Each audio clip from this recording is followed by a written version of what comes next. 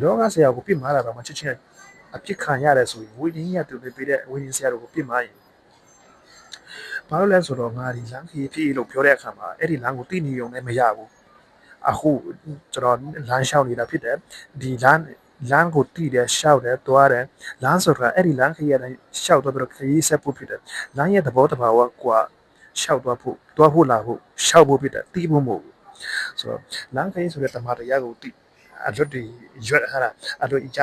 သူကိုတီးတဲ့ကျမ်းစာနဲ့ပဲဟိုဆရာကိုလက်ညှိုးထိုးဒီအဖြစ်တင်ဒီဆရာကိုထောက်ပြ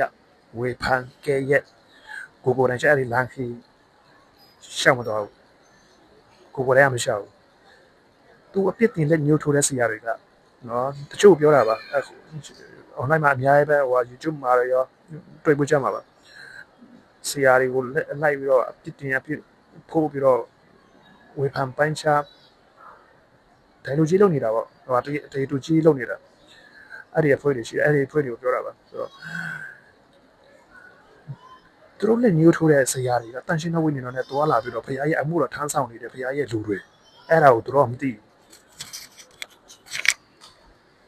ဘူးသူတို့အဲ့ဒါအိမ်မှာဖြစ်ချင်တိုင်းဖြစ်နေကြတာကြောက်လည်းမကြောက်ဘူးသူတို့မလို့မကြောက်တာဆိုတော့တန်ရှင်းတဲ့ဝိညာဉ်တော်ကိုပြစ်မိုင်းရဲချတယ်ဆိုတော့ကျန်းချက်ကြတော့သူကမသိဘူးငါကတော့ကဲတင်ချင်းရပြီဖခင်ရဲ့မေတ္တာနဲ့ဖခင်ရာမငါ့ကိုမဝဲကွန်စိန်နိုင်ပါဘူးသူတို့ပြောနေကြစကားအဲ့ဒါကဲတင်ချင်းရပြီ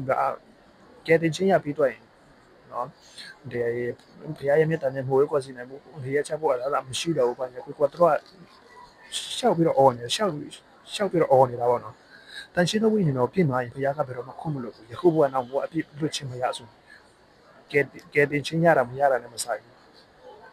တန်ရှင်းသောဝိညာဉ်တော်ကိုပြင်မာရတာဆိုငရဲပဲအရင်ကကလေးမျိုးမှာကဲတင်ချင်းဆုံးရှုံးနိုင်တယ်လားဆိုတော့တင်နာလောက်ကြတယ်တို့အဖြေကဘုရားကဲတင်ပြတဲ့ဝိညာဉ်ဘယ်သူမှငရဲပို့လို့မရကဲတင်ချင်းမဆုံးရှုံးနိုင်ဘောနော်ဟုတ်ပါတယ်ဒီဘုရားကဲတင်တယ်ဘုရားကကဲတင်တယ်ပြီးရင်တန်ရှင်းသောဝိညာဉ်တော်ကိုလည်းပေးတယ်ကဲတင်ချင်းတကယ်ရတဲ့သူကတန်ရှင်းသောဝိညာဉ်တော်ကိုယ်တိုင်ဥဆောင်တယ်ဝိညာဉ်တော်ဥဆောင်မှာတော့ဘုရားကိုပြစ်မှားစရာတန်ရှင်းသောဝိညာဉ်တော်ကိုပြစ်မှားစရာအကြောင်းမရှိတော့ဘူးလေဆိုတော့တဲ့ပြောမယ်တန်ရှင်းသောဝိညာဉ်တော်ပြစ်မှားနေတဲ့အဖွဲကတန်ရှင်းသောဝိညာဉ်တော်ကိုပြစ်မှားနေတဲ့အဖွဲကအဲ့ဒါကဲတင်ချင်းမရသေးတဲ့ဖွဲပဲဘာသာရေးခရိယာတွေဂိုင်းကနခရိယာတွေဘုရားကျောင်းခရိယာတွေမိယိုဖလာခရိယာတွေအမေရိကန်ခရိယာကျန်းစာအရန်တက်ပြီးအရန်တော်တဲ့ကျန်းစာအရန်တက်ပြီးအရန်တော်ပြီမဲ့ဘုရားမရှိတဲ့ဖာရီရှဲတွေနော်ကောင်းကင်ဘုံတက်ဖို့စိတ်တော်မပူနဲ့ရွှေပြည်တော်မြို့တိုင်းဝဲပဲအဲ့လိုပဲပြောမယ်တို့ဒီဝိညာဉ်ကြီးရတုန်တဲ့ဆရာတွေနဲ့ပတ်သက်ပြီးပြောနေကြစကားဝိညာဉ်ဖခင်နေတဲ့ပတ်သက်ပြီးတော့တို့ပြောနေကြစကားကတော့ဝိညာဉ်ရတုန်တဲ့အဲ့ဒီဆရာတွေကဟုတ်မဟုတ်တာဘာဝိညာဉ်တော်မှလည်းမရှိပါဘူးတို့ဟောတာလို့တာခိုင်းတာနေတာထိုင်တာကစားလာလွှင့်နေကြတာပါမိစ္ဆာပရိုဖက်တွေပဲတို့ကိုဝေဖန်တာကတို့ကိုဝေဖန်နေဆိုတာကပေါ့တဲမှာပေးချင်တော့ပါတို့လမ်းမအောင်ပြန်ပို့ပေးချင်တော့ပါအဲ့ဒါတို့ပြောနေကြစကားတန်ရှင်းသောဝိညာဉ်တော်ပြင်မာတာမဟုတ်ပါဘူးတန်ရှင်းသောဝိညာဉ်တော်လည်းတို့ကဘာမှလည်းမသက်ဆိုင်ပါဘူးစသဖြင့်အမျိုးမျိုးပေါ့အဲ့ဒါအရင်ရေးကြည့်တယ်ဗျတိတ်ကိုရေးကြည့်တယ်ဒီရှင်ရင်ထက်တောင်ပိုရေးကြည့်တယ်ယခုကနောင်ဘကချက်ချင်းအကျိုးပေးတဲ့ကိစ္စကြီးဆိုတော့ဒီနေရာမှာဝိညာဉ်ရေးရလေးမှာပါဏပေါ်ရာနဲ့ကိုရေးကြည့်တယ်ဒီမတိုင်းရေးကြည့်တယ်ကိုကဆရာတရားကိုလက်မခံနိုင်ဘူးသူတရားကိုလက်မခံနိုင်ဘူးနားမထောင်နိုင်ဘူးသူကြွတဲ့ဝိညာဉ်စာကိုမစားနိုင်ဘူးဆိုဘာမှအပြစ်မပြောနဲ့မဆဲနဲ့ဝေဖန်ခဲ့ရတာနော်အပြစ်တင်ဖြစ်ဖို့တာဘာမှမလုပ်နဲ့လုံးဝမပြစ်မှာနေစေနဲ့ဒါလုံးဝအနေနဲ့ကျင်းတယ်ဟာတို့ကဖျားမို့လို့လားတို့ကဖျားမို့လို့လားမဟုတ်ဘူးမဟုတ်ပါဘူးတို့ကဖျားမဟုတ်ဘူး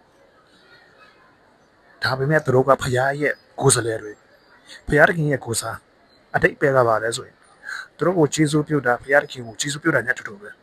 တို့ကိုစော်ကားတာကဖျားတခင်ကိုစော်ကားတာနဲ့အတူတူပဲတန်ရှင်းသောဝိညာဉ်တော်ကိုစော်ကားပြစ်မှားတာနဲ့အတူတူပဲကျေးဇူးမပြုတ်နိုင်ရင်နေပါစေမစော်ကားမိစေနဲ့အဲ့ဒါအရန်ရေးကြည့်တယ်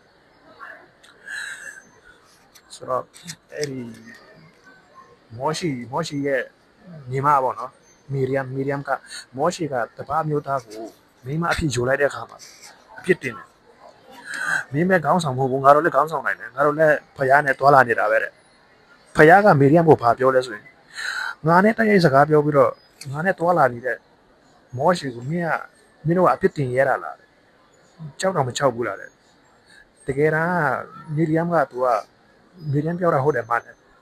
သူတို့ရဲ့ပြညတ်ချက်မှာပေါ့နော်ဖျားပေးထားတဲ့ပြညတ်ချက်မှာတပားမျိုးသားကိုတပားအမျိုးသားကိုကိုဇနီးမယားဖြစ်ယူလို့မရဘူးအဲ့ဒါကိုမောရှိကယူလိုက်တယ်အဲ့ဒါကိုပြောတာဖြစ်တယ်မီဒီယမ်တက်ကမှန်တာပဲမှားတာမဟုတ်မှန်တယ်ဒါပေမဲ့ဖျားကဘယ်သူမှမရက်တည်လို့ဆိုရင်သူ့ရဲ့လူသူစီလွတ်လိုက်တဲ့လူသူနဲ့တော်လာတဲ့လူသူ့အဲ့ဘက်မှာပဲရက်တည်တာဖြစ်တယ်ဖျားကနော်ရှင်းစရာဘာညကိုကရှိတယ်ဆိုတော့လူတွေကိုပေးမရှိဘူးတူတိုင်းဝင်ရှင်းမှဖြစ်တယ်အဲ့ဒါစိတ်ပူမှုမလို့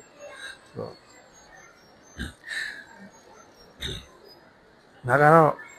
ဝင်းကြီးဆရာတို့နော်တဲမပေးချင်တယ်နော်သူတို့လမ်းလွှဲတာလမ်းမရောက်သွားအောင်အဲ့လိုမျိုးပေါ့နော်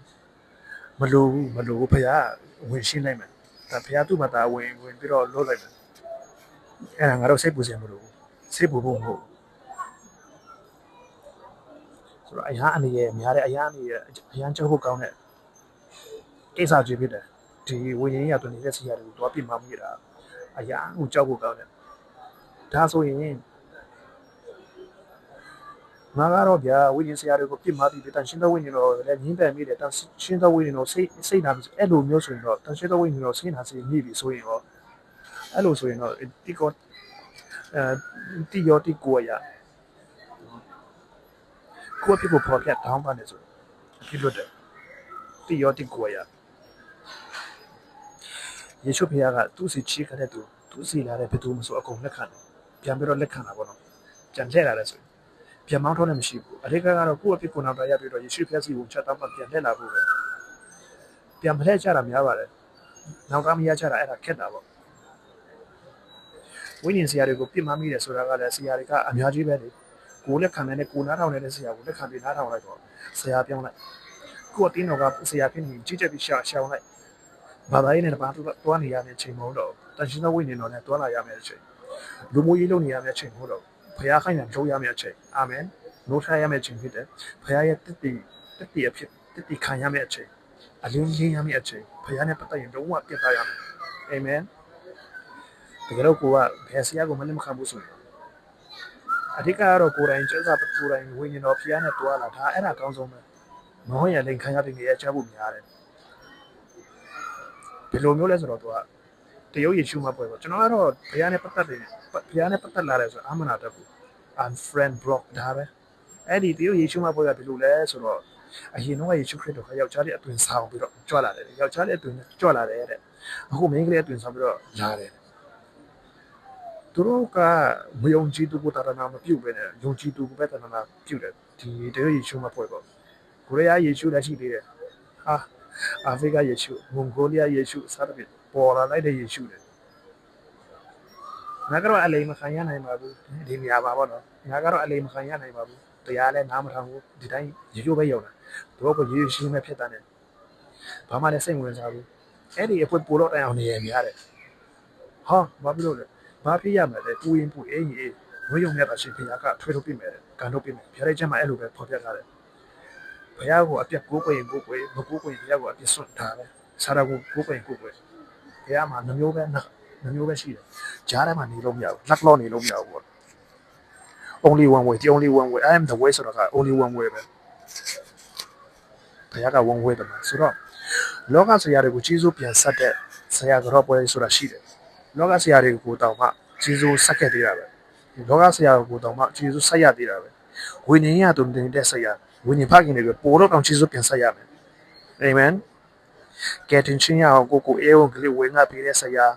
လွတ်မြောက်အောင် deliverance ပေးတဲ့ဆရာအဲ့ဒီကိုရဲ့ဂျေဇုရှင်ဝိညာဉ်ကောင်းဆောင်တွေဝိညာဉ်ဖခင်တွေကိုဂျေဇုပြန်ဆက်ကိုဆက်ရမယ်ဂလာတိအခန်းကြီး6ငယ်6မှာနှုတ်ကပတ်တရားကိုတင်တော်သူတွေတင်ပေးတော်သူအားကောင်းသောအရာရှိသမျှတို့ကိုဝေမျှစေ ကောင်းသောရာရှိသမျှကိုဝင်ငါပေးခိုင်းရမယ်တဲ့ဘယ်လောက်ထိဝင်ငါပေးခိုင်းရမလဲဒီမော်ဒီခန်းချင်းကငယ်စက်ခွန်မှာအတိအကျပြောထားတယ်အလိုနဆကိုအထူးသဖြင့်ခံလိုက်တယ်တဲ့အလိုနဆတယ်ဝိညာဉ်ဖခင်တွေကိုအလိုနဆခံလိုက်တယ်ဝိညာဉ်ဖခင်တွေဆိုတော့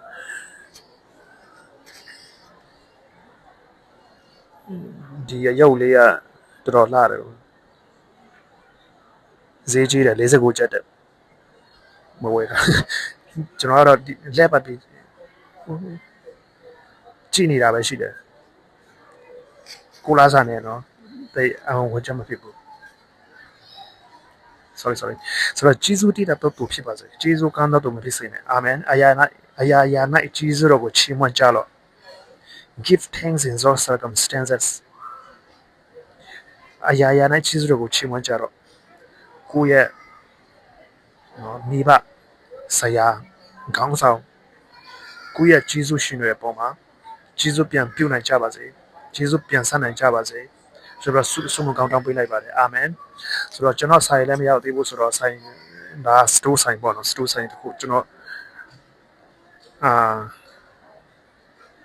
ရိုက်ထားတာဒီလောက်နဲ့ရက်တော့မယ်အားလုံးပဲဖြည့်ရှင်နာမှာ